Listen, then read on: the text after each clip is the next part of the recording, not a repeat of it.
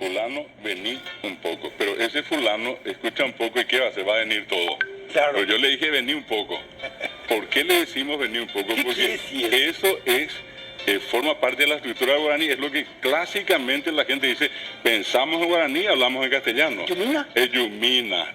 Mi-na es nuestro un poco. Ah, de ahí De viene. allí viene, y es lógico, ahí ese viene una persona, como me pasó a mí, una extranjera, llegó acá y antes de entrar a una conferencia, ya asustada, me dice, profesor, ¿qué es un poco? Que todo el mundo dice un poco, y le digo, acá, olvidé, un poco en Paraguay es todo, le digo, cuando le dice venir un poco, tiene que venir todo, comer un poco, tiene que comer todo, llevarle un poco, tiene que llevarle todo. Bueno, ese es un caso. Y el otro caso tan peculiar es que nosotros frecuentemente decimos sí que.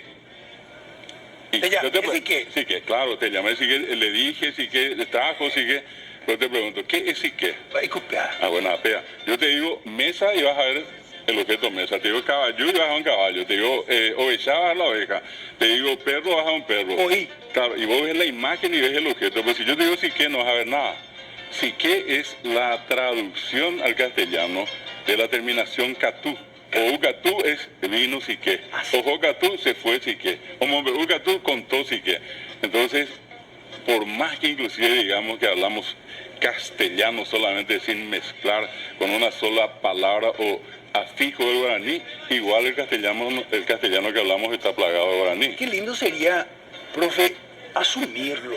Ay, claro, que de hecho también es un aspecto importante.